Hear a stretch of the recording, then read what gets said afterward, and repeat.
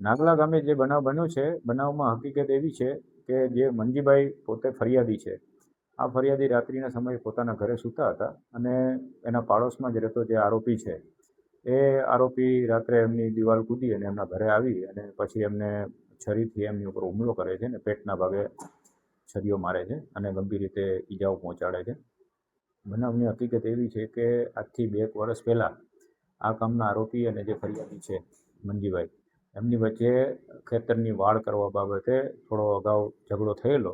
એ ઝઘડાની અદાવત રાખી અને હાલના આરોપી રાત્રિના સમયે દિવાલ કૂદી અને મંજીભાઈ ઉપર હુમલો કરેલો છે અને પેટના ભાગે છરીના ઘા મારેલા. અને પછી મંજીભાઈ દવાખાને દાખલ થાય છે અને દવાખાનેથી પોલીસ ફરિયાદ લઈ લે છે અને ખૂનની કોશિશનો ગુનો રજીસ્ટર કરે છે પોલીસ. તાત્કાલિક અમારા વાવ થરાદ પોલીસ અધિક્ષક સાહેબ શ્રી ચિંતન તરિયા સાહેબની સૂચનાથી અલગ અલગ ટીમો બનાવીને તાત્કાલિક અમારા પોલીસ ઇન્સ્પેક્ટર જે રાઠોડ સાહેબ છે થરાદ પોલીસ સ્ટેશનના, એ અને લેડી સ્ટાફના માણસો તાત્કાલિક આરોપીને રાઉન્ડ અપ કરી લે છે અને આરોપીને અમે અરેસ્ટ પણ કરી લીધેલો છે અને આરોપીને હાલ અત્યારે રિમાન્ડ મેળવવા માટેની તજવીજ ચાલુ છે. બનાવનું મેઇન કારણ જોઈએ તો બસ એ જ છે કે આજથી 2 વર્ષ પહેલાં ખેતરની વાડ બનાવવા વખતે આ કામના ફરિયાદી અને આરોપી જે છે દિનેશ ઠાકોર, એમના વચ્ચે ઝઘડો થયેલો અને આ ઝઘડાની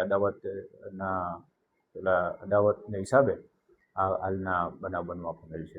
સર, જ્યારે જે ફરિયાદી છે એમનો સંપર્ક કર્યો ત્યારે એમણે એવું જણાવ્યું કે લૂંટના ઈરાદે આ પ્રકારે હુમલો કરવામાં આવે. હવે લૂંટ થઈ નથી એટલે કયા ઈરાદે આવેલો છે એ એના માટે અત્યારે રિમાન્ડ લેવાની કાર્યવાહી ચાલશે અને રિમાન્ડ દરમિયાન આરોપીની વિશેષ પૂછપરછ કરવામાં આવશે અને શું ખરેખર કેવા ઈરાદાથી આવેલો એ તપાસ સાથે. પણ પ્રથમ દ્રષ્ટિએ જે અમને જે ફરિયાદમાં જણાવેલું છે તે અને આરોપીએ જે અમારી પાસે વાત કરેલી છે એ પ્રમાણે આજથી 2 વર્ષ પહેલાં ખેતરમાં વાડ બનાવવા બાબતે જે તકરાર હતી એનું અદાવત રાખીને આ ઝઘડો કરેલો.